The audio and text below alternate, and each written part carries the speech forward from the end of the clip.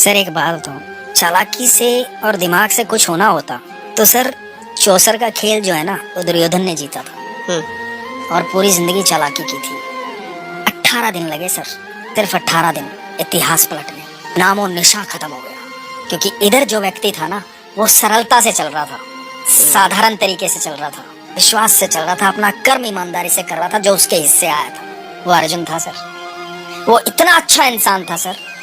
आप देखो भगवान ने बहुत कुछ सिखाया सर। आप देखो मैं हर चीज को जोड़ के देखता हूँ। वो 125 साल जो ठाकुर जी रहे हैं ना धरती पर, वो 125 साल बहुत महत्वपूर्ण है सर। आप देखो अर्जुन जितना अच्छा इंसान कौन कहाँ होगा। कि अर्जुन, कई बार लोग बोलते हैं ना यार जितने अच्छे इंसान होते हैं ना उनके जीवन में बड़ी तकलीफें होती है। मैं आपको बोल रहा हूँ सर, अर्जुन जितना अच्छा इंसान कि अर्जुन युद्ध भूमि में खड़ा है, पहला दिन है, भगवान को बोलता है कि प्रभु, तब तक तो जानता ही नहीं था ये भगवान है, तब तक तो एक मित्र के तौर पे जानता था।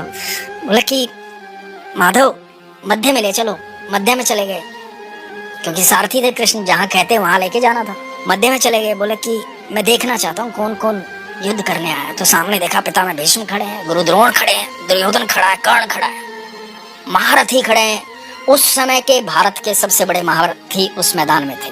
जहाँ कहा जाता है कि अर्जुन ने एक बार ये कहा था कि सब मेरे खिलाफ हैं प्रभु माधव, और ठाकुर ने कहा था पर मैं तुम्हारे साथ हूँ पार्थ। तो ये चाहे दुनिया पूरी खिलाफ हो, पार्थ के साथ कृष्ण थे। तो अब ये देखो कि अर्जुन क्या कह रहा है, बड़ी महत्वपूर्ण बात। अर्जुन कह रहा है कि माधव वापस चलो, मुझे युद्ध नहीं करना। जिस आदमी को जिंदगी भर त्रास दिया गया, जिंदगी भर तकलीफें दी गई, एक राजा का बेटा होते हुए जिंदगी भर जंगलों में अपनी माँ के साथ, अपनी पत्नी के साथ भटका है, बार बार अपमानित किया गया, जिसकी पत्नी को भरी सभा के अंदर चीर हरण करने का प्रयास किया गया। ये वो लोग सामने खड़े हैं जिन्होंने इतना पाप किया है, पूरी जिंदगी नरक बना के रखी है अर्जुन की। उनके प्रति भी अर्जुन क्या कहता है कि प्रभु मुझे युद्ध नहीं करना, ये अपने हैं।